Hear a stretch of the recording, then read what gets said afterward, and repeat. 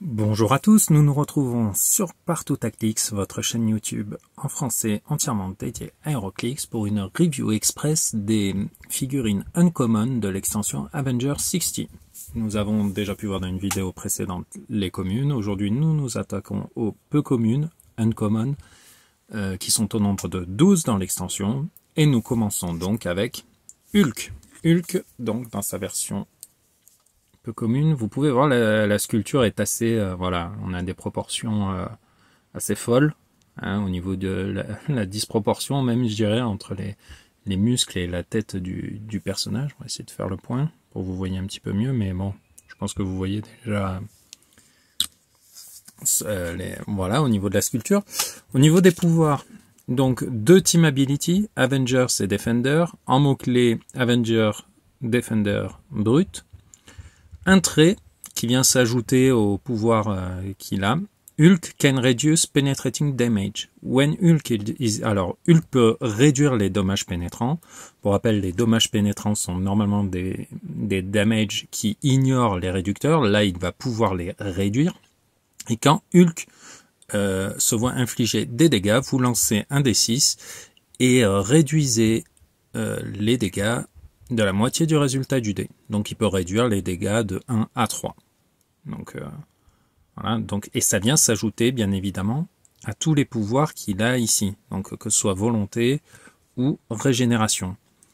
Au niveau des statistiques, pour 75 points, on a un personnage qui charge que à 3 cases, mais avec 12 d'attaque, 5 de dégâts. Ouais, pour 75 points, c'est assez costaud. Sachant qu'il peut aussi bénéficier du bonus Avengers. Donc une très bonne pièce, même si la sculpture peut prêter à sourire. Nouvelle figurine, Scarlet Witch, que l'on a voilà dans une version Inco. J'aime bien la position qui est assez neutre, assez classe pour le personnage. 35 points. Alors, Perplex et Probability Control, mais uniquement pour cibler les personnages adverses.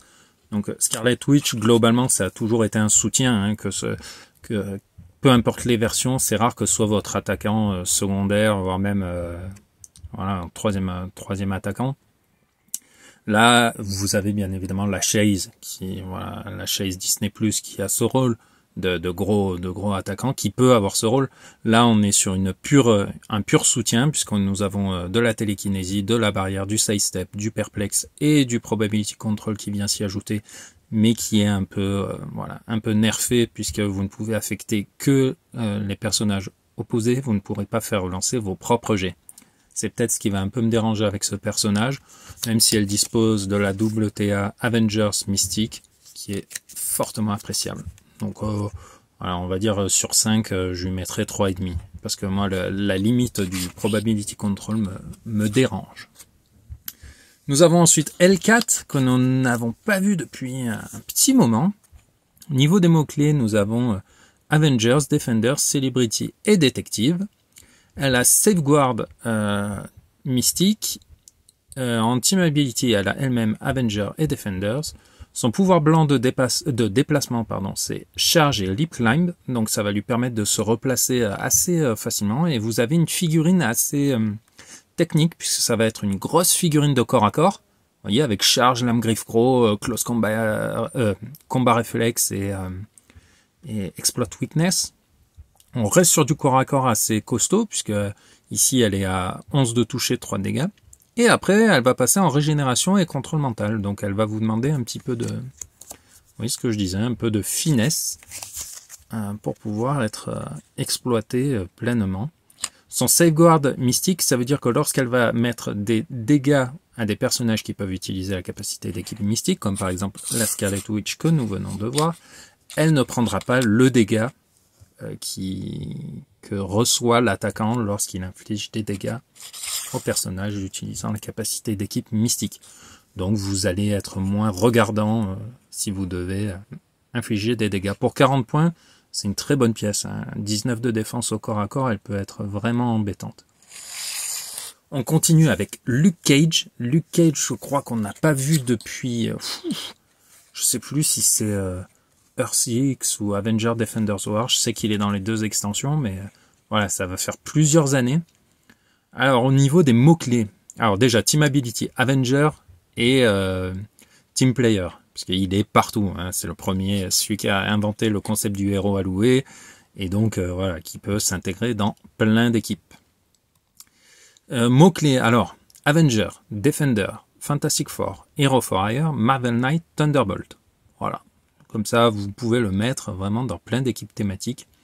Son pouvoir blanc de déplacement, alors il a en plus un Improve the Movement, Destroy, donc quand il se déplace, il détruit les terrains bloquants, donc il passe à travers les murs, les rochers, les bloquants. Il a charge et saut escalade, donc il peut se repositionner assez facilement. Quand Luke Cage détruit un ou plusieurs pièces de terrain bloquant, s'il ne porte pas d'objet, il peut immédiatement générer et porter un objet. Ça vous permet d'avoir un bel objet pour faire plus de dégâts, sachant qu'il a en plus super force, et que quand Luke Cage, on lui donne une close ou une range terrain action, c'est-à-dire une attaque alors qu'il a en utilisant un marqueur de terrain, et que ce soit au corps à corps, soit lorsqu'il le lance, les dégâts qu'il inflige sont augmentés de 1. Il peut cibler 2 personnages au corps à corps. Sa valeur de dégâts, alors, faut en tenir compte, oui et non. Vous voyez 3-3-3 pour 70 points, on peut se dire, bon, allez. Mais donc là, il a Close Combat Expert avec Super Strength. Là, il a son bonus de close ou Range Terrain Action. Donc, voilà, là, vous avez une valeur imprimée, mais elle va être bonifiée par les pouvoirs dont il dispose. Donc, faut pas trop vous inquiéter pour ça. Donc, Team Player, Avenger. Il est jouable en 40 points à partir du clic 3 également. Donc c'est assez cool. La pose est classique pour le personnage. Alors on aurait peut-être pu vouloir la version un peu disco avec la chemise col pelle à tarte jaune, la coupe afro, la tiare. Mais bon, là on est sur du classique. On l'aime quand même. Misty Knight. Hop là. Donc... capacité d'équipe Defenders, mots-clés Defenders, Heroes for Hire, Marvel Knights, Détective. Quand vous établissez son trait Consulting Detective, quand vous établissez une équipe thématique, choisissez un personnage allié. Ce personnage gagne le mot-clé Détective. Donc vous voyez, un dial assez court, 30 points. Voilà, avec un peu de résistance. Bon, pas de move and attack, pas de charge, pas de supersonic speed et pas de hypersonic speed ou de tir en mouvement. Elle peut quand même cibler 2 personnages jusqu'à 4 cases. Et son pouvoir blanc de dégâts, c'est Leadership. Et en free, vous pouvez choisir l'un des deux jusqu'à la fin du tour. Close Combat Expert, Empower ou Enhancement et Range Combat Expert. Donc elle est soit en mode tir, soit en mode corps à corps. Soit elle va avoir +1 à l'attaque, +1 au dégâts quand elle tire et soutien au tir pour les alliés. Soit la même chose au corps à corps. Donc c'est un soutien pour 30 points qui peut être sympa et vous apporter dans votre équipe un détective. Ça peut être intéressant lorsque l'on joue notamment les Mystery Cards. Donc voilà. Jocasta. Alors elle, pareil, je ne sais plus depuis combien de temps on ne l'a pas vue en jeu. Là, nous avons donc une version Team Player avec les mots-clés Avengers, Fantastic Four, Armor, Robot et Scientist. Déchiré entre deux mondes, Torn Between Two Worlds. Si un personnage allié qui se nomme Ultron, et alors vous voyez bien, c'est qui se nomme Ultron, pas Ultron Drone, pas Ultron Venom, pas... Non, c'est Ultron. Et dans votre... force, donc dans ce que vous jouez, modifiez l'attaque de Jocasta de +1, et si vous avez également un Ant-Man, vous pouvez augmenter votre défense de +1. Donc voilà. Après, on a une figurine solide pour 75 points, qui apporte le très important pouvoir Outwit, qui est plutôt pas mal avec son 5 de portée, une valeur d'attaque intéressante. Un mode tir sur les clics 3 et 4 qu'il faut pouvoir exploiter. Puisque là, on a quand même quelqu'un qui est à 11 d'attaque, 4 de dégâts en mode tir sur les clics 3 et 4 et qui va infliger des dégâts pénétrants. Donc ouais, c'est plutôt cool. Ah, un deuxième trait. J'avais pas fait gaffe. Quand Jocasta est KO, après la résolution, infligez 3 dégâts à tous les personnages à 2 cases ou moins de la dernière case qu'elle occupait. Ah ouais, donc kaboom. Elle explose, elle inflige 3 dégâts au personnage autour d'elle. Et attention, c'est all characters. Même les vôtres, même ceux qui sont dans son équipe. Les dégâts ne sont pas pénétrants, donc ils pourront être réduits. Mais voilà, ça peut faire, vous voyez, sur un personnage, vous vous dites, ah, là, avec elle, je suis safe avec mon superbe 19 de défense au corps à corps, avec L4, et ben, vous la mettez KO et vous mettez 3 clics sans avoir un... Bon, vous êtes KO, mais vous n'aurez pas de jet d'attaque à faire, donc ça peut être une belle surprise. Le Grand Master, où est-il? Il est là. Sa jolie petite tenue. Alors, capacité d'équipe Cosmic Energy, mot-clé Elders of the Universe, Cosmic. Son pouvoir de dégâts, pouvoir spécial, une fois par tour, vous pouvez relancer un jet fait par un personnage dans votre portée et votre ligne de vue. Les personnages adjacents ne peuvent pas utiliser, les personnages ennemis adjacents, pardon, ne peuvent pas utiliser Probability Control. Donc il est jouable en 90 ou en 40 points. En 90, vous avez accès à la télékinésie sur les 2 premiers clics et il a une vulnérabilité. Et ça vous permet d'avoir donc son pouvoir de dégâts un peu plus longtemps. Donc, ouais, c'est intéressant parce que ça fait un peu comme si c'était Probability Control, son pouvoir, mais vous n'allez pas affecter uniquement les jets d'attaque et les jets de désengagement. Vous voyez bien, you may reroll a roll. Donc c'est n'importe quel jet, une fois par tour, que vous allez pouvoir affecter. Un jet de lame Griffro, un jet de super sens, voilà, un jet qu'il fallait absolument pas... voilà, que vous réussissez un 11+, et l'autre fait super sens, ben vous pouvez lui faire relancer. De ce que je comprends, on ne vous dit pas uniquement une attaque ou un désengagement. Et en plus, si par un malin petit effet, vous parvenez à lui faire à lui procurer le pouvoir Probability Control, il pourra utiliser Probability Control et son pouvoir blanc. Ce ne sont pas les mêmes pouvoirs. Donc voilà, il peut être très intéressant, très casse-pied. En 90, je ne pense pas qu'on le voit beaucoup sur la map, hein, parce que pour une TK qui est maintenant uniquement avec une portée de 4 cases, enfin un déplacement de 4 cases d'un personnage qui sera dans votre portée, ça me paraît voilà, un peu compliqué. 40 points, je dis pas, 90, je pense pas qu'on le voit souvent. Personnage suivant, Thanos. Des Thanos qui ne sont pas uniques, super rares ou chase, on n'en a pas eu des masses en 20 ans de jeu. Donc je suis assez content que là on ait un Thanos classique. Vous voyez, Black Order, Eternal, Minion of Thanos, Cosmic. Un dial qui se joue en 175 ou 100 points. En 175, je pense qu'en scellé, c'est bien casse-pied. En plus, il a Shape Change, évidemment, Team Ability Cosmic Energy. Il a un trait parfaitement équilibré. Au début de votre tour, vous pouvez choisir un personnage opposé qui a mis des dégâts à Thanos lors du dernier tour. Si vous le faites, choisissez un personnage, un pouvoir standard, pardon, que le personnage peut utiliser, et Thanos peut utiliser ce pouvoir jusqu'à votre prochain tour. Bon, ça sera assez situationnel, on préfère que... C'est bien hein, de pouvoir piocher dans les pouvoirs adverses, mais là ça veut dire que vous avez pris des dégâts, et c'est votre grosse pièce, et ce que vous n'avez pas envie, c'est qu'elle prenne des dégâts, même si ça vous permet d'utiliser des trucs sympas d'en face. Hop, son pouvoir blanc, sur le dernier clic que vous voyez ici, en défense. Stop, invincible, régénération. Donc si vous avez la possibilité de vous soigner, vous pourrez voilà, essayer de revenir au moins jusqu'au clic 8, enfin au mieux, pardon.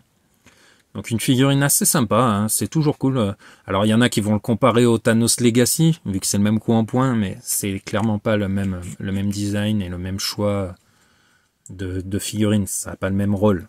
Là, vous avez juste accès à un personnage iconique des comics et qui est un grand ennemi des Avengers pour pour pas cher, quoi. C'est une Unco, donc c'est plutôt cool.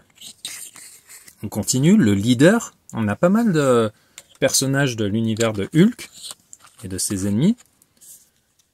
Donc le leader, mot-clé, Intelligentsia, Thunderbolt, Ruler, Scientist. On voit qu'il fait 35 points, c'est pas très cher pour un soutien qui va vous apporter et la télékinésie et le contrôle des probas suivi de Outwit s'il prend des dégâts. 3 éclairs, donc vous dites, waouh, 3 éclairs, mais à quoi ça sert quand on n'a que 2 dégâts? Eh bien, avec 6 de portée. Eh bien, dans son trait, il peut utiliser Mind Control, le pouvoir standard de déplacement bleu clair. Et quand il l'utilise, il peut utiliser ciblage amélioré et il ignore les terrains gênants, les terrains élevés et les personnages. Donc ça va vous permettre de cibler 3 personnages à 6 cases avec une valeur d'attaque qui n'est pas dégueulasse en restant planqué dans un terrain gênant. Donc vous allez pouvoir vous régaler. Pas de capacité d'équipe pour le monsieur. Mais une bonne petite figurine qui peut être bien casse-pied lors d'un scellé. Comme je vous disais, pas mal de figurines de l'univers de Hulk. Là, nous avons Red She-Hulk. Donc, Red She-Hulk, capacité d'équipe Defenders. En mots-clés Defenders, Brute et Monster. En plus de ses pouvoirs de défense que l'on voit ici, elle dispose de Willpower.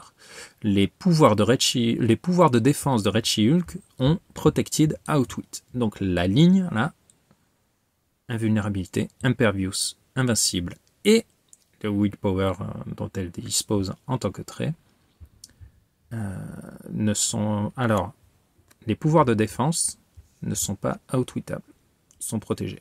Quand elle se déplace, elle peut casser les murs, puisqu'elle a Improve Movement, Blocking Terrain. Il faudrait quand même vérifier, puisque ce sont les willpower est un pouvoir de défense, mais là, elle l'a par un trait.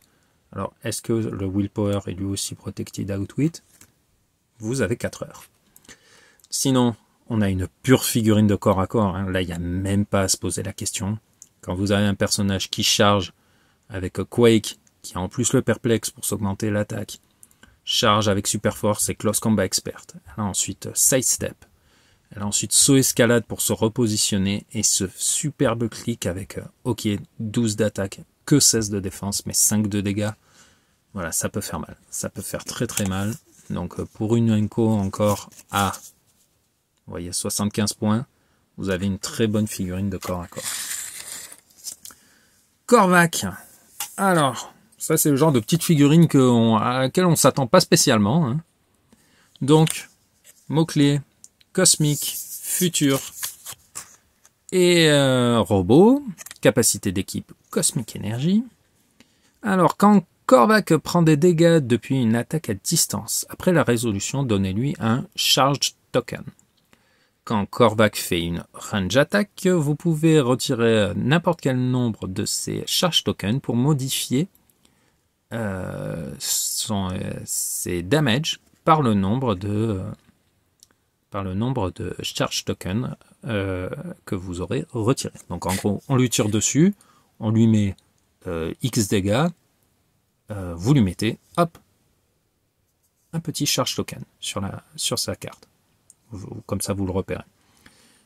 Et on vous retire dessus, et à chaque fois, vous mettez, et vous pourrez retirer jusqu'à 3, puisqu'il y a toujours la règle de 3, hein, pour mettre plus de dégâts. Donc, bon. Voilà, c'est sympa, hein, mais il fait quand même 100 points. Il a une belle profondeur de dial, hein, 9 clics de vie, avec 7 de portée, donc clairement, c'est un tireur. On voit qu'en plus de son trait, il y a des pouvoirs blancs en attaque et en dégâts, donc nous allons voir ce qu'il en est. Alors, son pouvoir d'attaque, style énergie, mais avec n'importe quelle attaque. Quand Korvac l'utilise, au lieu de se soigner, instead equals number of clicks, d'accord, maximum 2. Donc, normalement, style énergie est une attaque qui ne marche qu'au corps à corps. Là, on vous dit any attack, donc même sur une attaque à distance. Et au lieu de se soigner que d'un clic, il se soignera du nombre de charge tokens dont il dispose, avec un maximum de 2. Donc déjà, sa durée de vie est bien plus longue que ce que ne laisse supposer son dial. Déjà 9, c'était cool. mais à chaque fois, il pourra se soigner jusqu'à 2 clics à chaque fois qu'il fera une attaque et qu'il infligera des dégâts. Donc ça, c'est plutôt sympa. Pouvoir de dégâts, Leadership, Outwit, Shape Change. Alors, Outwit, donc sur les 2 premiers clics, c'est toujours intéressant de pouvoir contrer un pouvoir adverse. Et en plus, Shape Change, donc vous avez une chance sur 3 de ne pas être ciblé par un personnage adverse. Il ne faut pas oublier que Cosmic Energy vous donne accès à Willpower, donc pareil, vous avez une chance sur 3 de pouvoir vous retirer un token en début de tour, donc ça fait une figurine qui est assez jouable, même si peu mobile, hein, uniquement sidestep et que sur les 3 premiers clics. Mais bon, en théorie, vous devriez pouvoir revenir assez facilement sur ces premiers clics en infligeant de gros dégâts à vos adversaires. Dernière figurine commune de l'extension, The Beyonder. Alors là, grosse figue, 225 points ou 100 points si vous la jouez à partir du clic 6. Capacité d'équipe Cosmic Energy, donc ses pouvoirs ne peuvent pas être contrés par Outwit et il dispose de Willpower. En plus, entrée, il a Probability Control, un des pouvoirs les plus importants du jeu puisqu'il vous permet de relancer jet d'attaque ou jet de désengagement une fois par tour, les vôtres ou ceux de l'adversaire. Donc, mis à part ça, entre guillemets évidemment, on a une figurine qui va pouvoir se déplacer en hypersonic speed pour coller jusqu'à 5 clics avec une portée de 6. Divisé par 2, ça fait toujours 3, mais voilà. Il couvre toutes les nouvelles maps standards de 16 cases. Il va pouvoir les couvrir et mettre jusqu'à 5 clics. Il a en plus Invincible, Precision Strike. Après, il passe en mode tir avec Psy Blast. Bon, c'est un petit mix tir corps à corps, puisque là, nous avons Close Combat Expert. Et après, hop, nous avons ici un stop click. Donc, vous voyez, il faudra au moins lui mettre, hop, une attaque, 2 attaques, 3 attaques. Pour 1, 2, 3, 4 attaques, pardon, pour le mettre KO si vous le jouez en 225 points. Si, bien évidemment, il n'y a pas d'effet qui empêche les stop click d'être utilisés. Sachant que quand il est sur ce clic, il dispose de super sens et de régénération. Donc vous avez la possibilité de vous soigner, de revenir pour rester un peu plus longtemps sur la map. 225 points, ça fait quand même beaucoup. Je pense qu'en construit, c'est pas jouable. Hein. Il est très costaud, mais les figurines sont maintenant trop fortes pour les combos que certains joueurs parviennent à sortir. Voilà, font que ils ne tiendraient pas à la route. En revanche, en scellé Avengers, il n'y en a pas beaucoup qui peuvent, hypersonic speed avec 10 de mouvement, il n'y en a pas beaucoup qui pourront le suivre. 6 de portée, une grosse valeur de dégâts. Alors, ça va être une très bonne figue de scellé. Donc, si vous tombez dessus, je pense que vous pouvez la sélectionner dans votre équipe. Nous arrivons à la fin des peu communes. On se retrouve demain pour aborder les rares de l'extension, pas toutes les rares, uniquement celles dont je dispose, hein, celles que j'ai pu avoir dans la brique dans les vidéos que je vous ai présentées il y a une petite semaine à peu près. Donc voilà, hein, si vous avez des questions, si vous voulez voir un peu plus en détail des combos possibles sur telle ou telle figurine, hein, vous n'hésitez pas. Oh, qu'est-ce que je fais là ? Vous n'hésitez pas à me le dire dans les commentaires. Et en attendant, je vous dis à bientôt.